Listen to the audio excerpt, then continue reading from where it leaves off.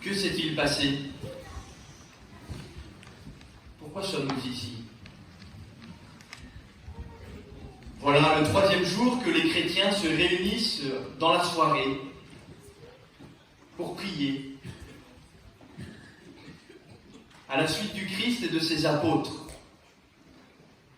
Rappelez-vous, dimanche dernier déjà, nous avons acclamé Jésus, le Messie, le roi des rois, celui qui vient nous sauver. Nous avons jonché le sol de nos mentons, brandi les rameaux pour acclamer la venue du Sauveur. Hosanna au plus haut des cieux. Béni soit celui qui vient nous sauver. Et renversement de situation incroyable, le même qui avait été acclamé a été trahi par les siens, abandonné par ses disciples. Tous sont partis. Et dans la soirée du jeudi saint, alors même que Jésus avait lavé le pied de ses disciples, les avait ordonnés prêtres, leur avait légué le trésor par excellence des chrétiens, le mystère de l'Eucharistie, sa présence réelle, vivante, dans le signe du pain et du vin consacré. Il a été arrêté après avoir vécu une agonie terrible dans son corps, dans son âme. Et le vendredi, qui a commencé tôt dans la nuit, a été la journée la plus terrible,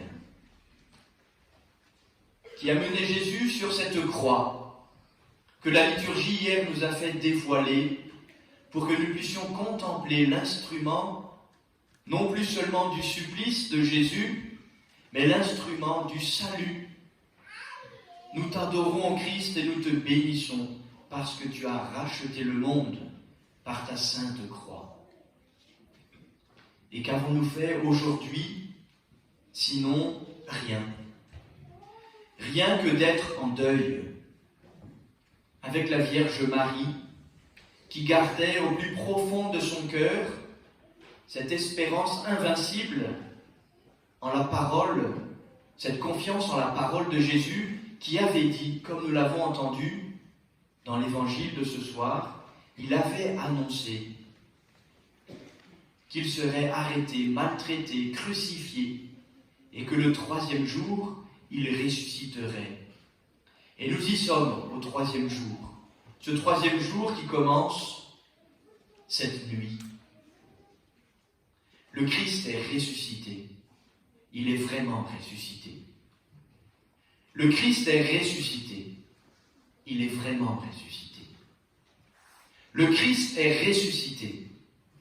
Il est vraiment ressuscité. C'est bien là. Il est vraiment ressuscité. Le Christ est ressuscité. Il est vraiment ressuscité.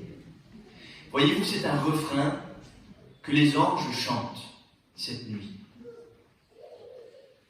Les anges qui déjà étaient venus la nuit de Noël, cette nuit où Jésus était né. Et les anges d'annoncer aux bergers « Gloire à Dieu au plus haut des cieux et paix sur la terre aux hommes qui l'aiment.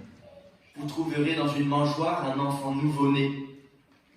Un sauveur nous est né. » Les mêmes anges sont là.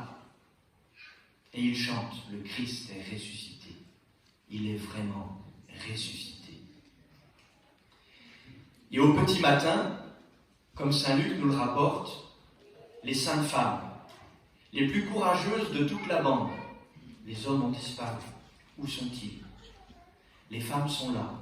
Marie-Madeleine, Jeanne, Marie, mère de Jacques, et les autres femmes, femmes de Cléophas. Elles sont là. Elles veulent comme compenser par le soin qu'elles vont prodiguer au corps de Jésus, compenser l'inaction dans laquelle elles ont été plongées au soir de ce sabbat, alors que Jésus avait été, comme à la hâte, déposé dans le tombeau, offert par Joseph d'Arimathie, que Nicodème avait apporté du parfum elle n'avait encore rien fait. Et à l'aube, alors même que le jour se lève à peine, elles se rendent au tombeau et les anges sont là. Que faites-vous là? Le Christ est ressuscité. Il est vraiment ressuscité. Pourquoi cherchez-vous le mort, un mort, parmi les vivants? Il est vivant. Que s'est-il passé? Jésus est vivant. La promesse qu'il avait faite à ses disciples, le troisième jour, le Fils de l'homme ressuscitera. Cette promesse s'accomplit cette nuit. Les anges l'annoncent aux femmes. Et les femmes vont bientôt l'annoncer aux apôtres. Mais c'est délirant. C'est du délire. C'était déjà du délire de mettre à mort d'une manière aussi ignominieuse un innocent. C'est du délire encore plus grand que de constater que le tombeau est vide et d'entendre les anges chanter « Le Christ est ressuscité ». Il est vraiment ressuscité. Alors Olivier, Cécile, Iris, vous allez dans quelques instants être baptisés. Cela n'a de sens que si cette histoire est vraie. Nous tous, frères et sœurs, qui sommes déjà baptisés, cela n'a de sens d'être ici que parce que cette histoire est vraie. Le Christ est ressuscité, il est vraiment ressuscité. Et désormais, il nous faut vivre unis au Christ, lui qui est vivant. Et pour être unis au Christ, nous rappelle saint Paul, il nous faut être unis à sa mort. Pour vivre avec le Christ, il faut commencer par mourir avec lui.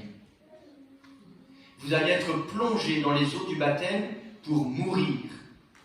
Pour que le vieil homme blessé par le péché originel, comme nous l'avons entendu dans la bouche des prophètes, qui rappelle ces péchés constants du peuple de Dieu,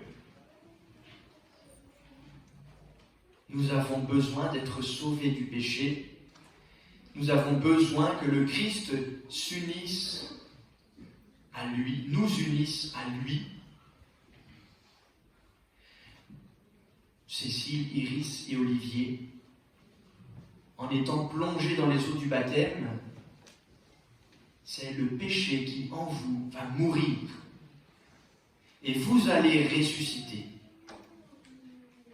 Frères et sœurs, si vous êtes baptisés, vous êtes déjà ressuscités.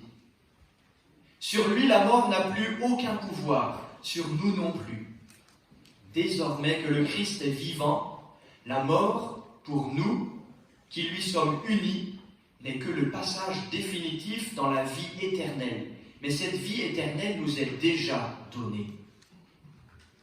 Alors, frères et sœurs, poursuivons cette sainte nuit avec beaucoup de ferveur. Portons dans notre prière nos 3 catéchumènes qui vont devenir enfants de Dieu, en même temps que les 4000 autres qui, en France, cette nuit, sont baptisés.